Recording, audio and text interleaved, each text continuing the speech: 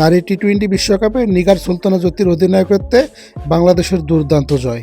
ব্যাটে বলে রাজত্ব করছেন বাংলাদেশের বাঘিনীরা।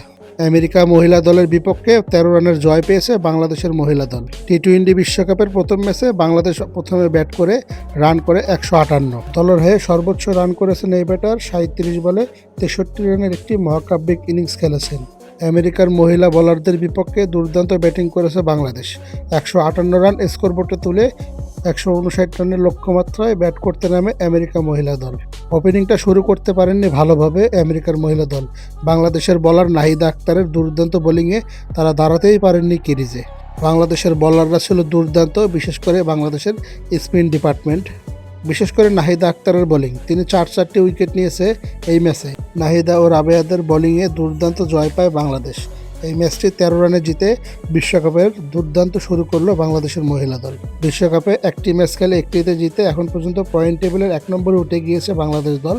এবং বাংলাদেশের পেস বোলিং ইউনিটের নেতা মারুফা আক্তারও দুর্দান্ত বোলিং করেছে। ৪ ওভারে মাত্র ২৬ রান খেয়েছে তিনি। সব কিছু মিলিয়ে বিশ্বকাপ যাত্রাটা খুব ভালোভাবে শুরু করেছে বাংলাদেশের মহিলা জাতীয় দল। ব্যাটে এবং বোলিংয়ে দুর্দান্ত পারফরমেন্স দেখিয়ে ম্যাচটি জিতে যায় ১৩ রানে। ধন্যবাদ বাংলাদেশ মহিলা দলকে এত সুন্দর জয় দেওয়ার জন্য। নিগার সুলতানা জ্যোতির আন্ডারে ভালো খেলছে তারা।